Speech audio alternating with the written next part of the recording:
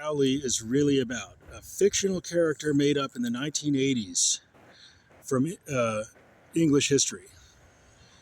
And what he's doing, Alister Crowley is making an unlicensed copy of Judaism's Lucifer culture, the secret Lucifer cult feature of Judaism. Alister Crowley is ripping off the Jewish religion with his own secret sex cult. And he's made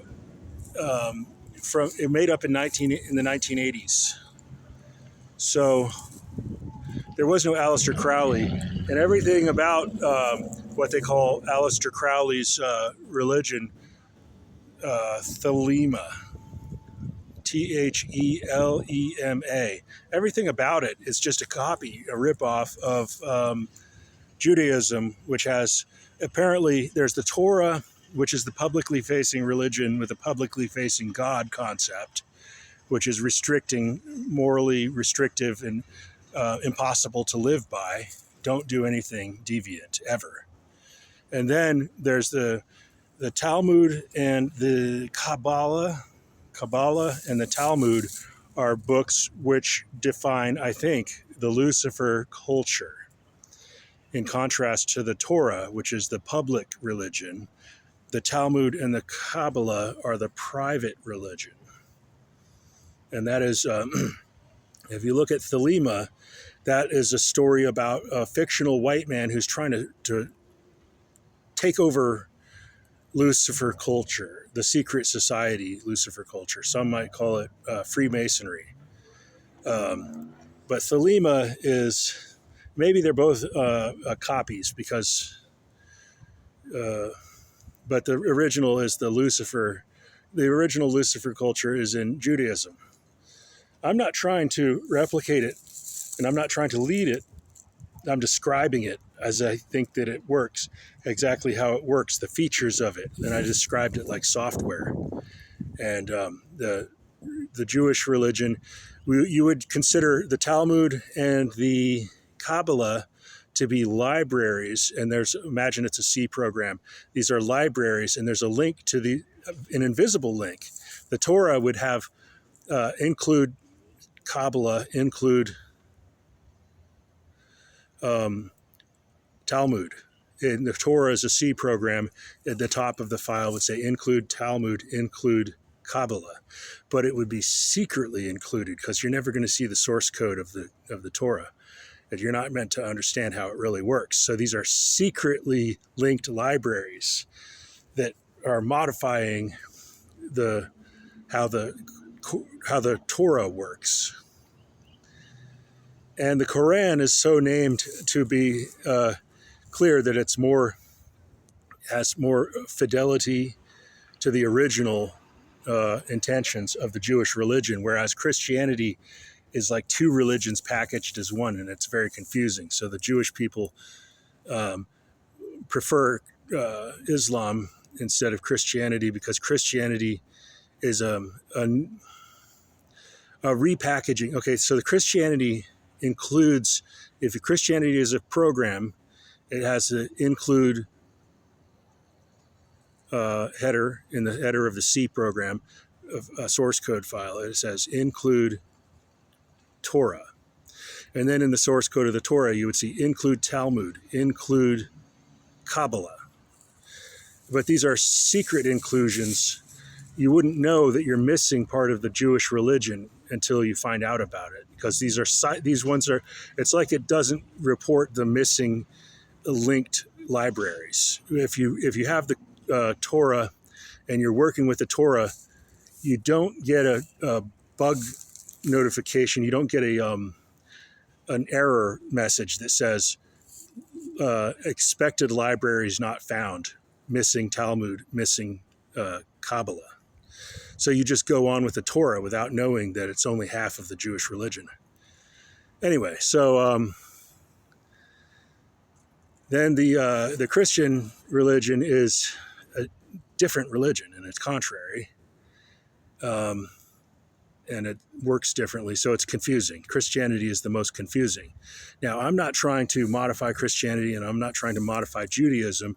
What I'm talking about is a social contract which is more complicated, and it might be possible to have a more complicated social contract which uses both the features of the Lucifer culture, the secret society Lucifer culture, in a way which is no longer secret, because I'm not trying to take over their secret culture. And I never was aspiring to that. And I think a lot of Jewish people didn't understand their culture before I explained it.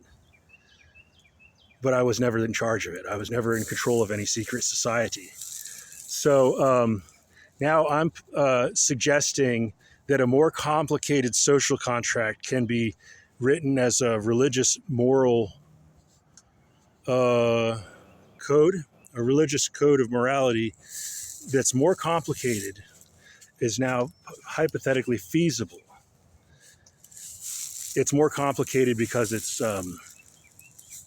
not so crudely egalitarian as Christianity, and it's also not so exclusively elitist as Lucifer culture. So, and it's not secretive. So, is it possible to make a flow chart about morality and to make a religious description of a social contract of morality that has features of both Lucifer culture and Christianity? And it would be a complicated program. If it's a software program, it would be the most complicated yet. But it's really difficult to for people to understand it when it's very complicated, because when there's some injustice happening, people are angry, people are afraid, and people are hasty. And so if you try to have a very complicated social contract, then it might not even be feasible to work through all that complexity as things are happening in current events. So it's just an idea. I'm not actually trying to be in charge of a secret society because it would be dangerous to me. And it would also be foolish if I was to commit myself too much to egalitarianism without any recognition of the differences among people's level of different levels of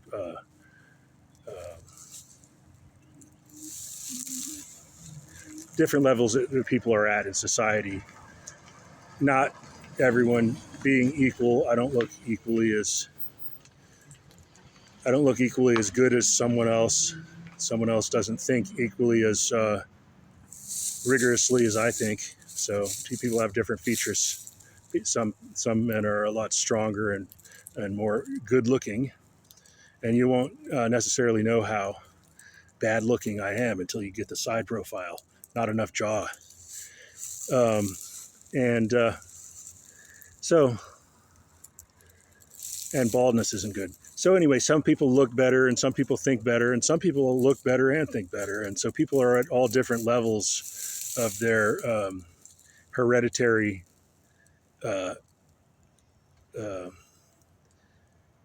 features and their hereditary abilities. People are at all different levels. So if you have a completely egalitarian religion and you don't take account for differences among people in morality and the balance, measuring the morality and measuring what is justice, well, then it could be too simplistic and it could be stifling and oppressive.